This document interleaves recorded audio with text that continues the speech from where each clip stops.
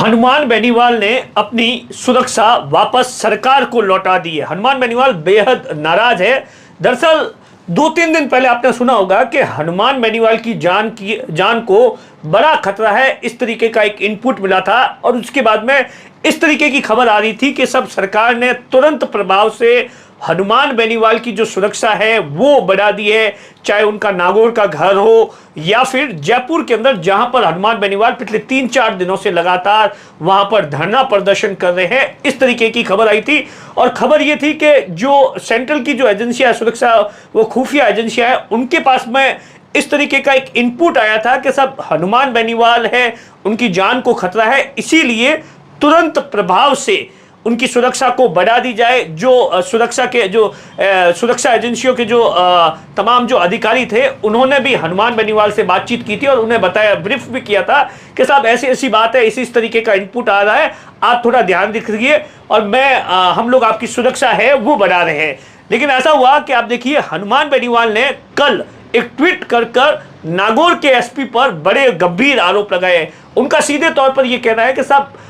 जब 25 तारीख को ऐसा इनपुट आ गया, मैं जयपुर के अंदर हूं, मेरी सुरक्षा क्यों नहीं बढ़ाई गई। और एक लेटर जो कि नागौर एसपी ऑफिस की ओर से आया है, जिसके अंदर सिर्फ ये कहा गया है कि साहब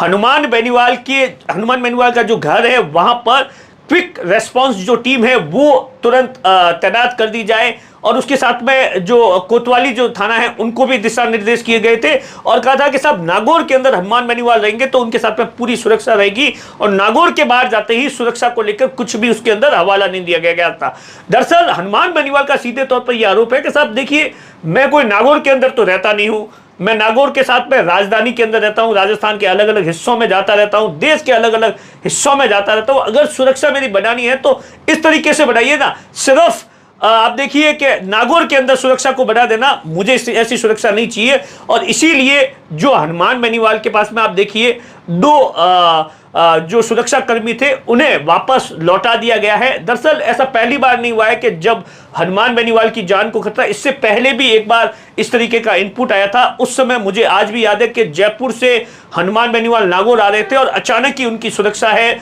वो बढ़ा दी गई थी। हनुमान बेनीवाल ने सीधे तौर पर इस पूरे मामले को लेकर जो ट्वीट लिखा है वो मैं आपको पढ़कर सुनाता हूं। हनुमान बेनीवाल गंभीर आरोप लगा रहे, क्योंकि आप देखिए राजस्थान बेनीवाल राजस्थान के फायरब्रांड नेता है, एमएलए रह चुके हैं, एमपी रह चुके हैं, एमपी है वर्तमान के अंदर है। और आप देखिए उनकी एक राजस्थान के अंदर जो तीसरी पार्टी है उसके वो सुप्रीमो हैं और लगातार है इस तरीके के इनपुट्स आते रहते हैं। तो आप देखिए हनुमान बेनीवाल का सीधे तौर पर हनुमान बेनीवाल ने बाकायदा अपने ट्विटर पर एक पोस्ट की है जिसके बारे में मैं आपको पढ़कर और उसका क्या कुछ ब्रीफ है और उसका किस तरीके के लोगों के कमेंट्स आ रहे हैं, क्योंकि उस पोस्ट को बहुत सारे लोगों ने देखा और सीधे तौर पर सरकार से कहा है कि हनुमान बेनीवाल की जो सुरक्षा है उसे तुरंत प्रभाव से बढ़ा देना चाहिए और वो जहां पर भी जाए उनकी सुरक्षा को लेकर किसी भी तरीके का कोई भी कॉम्प्रोमाइज नहीं करना चाहिए। हनुमान बेनीवाल ने अब देखिए ये जो ट्वीट लिखा है राजस्थान के मुख्यमंत्री भजन लाल से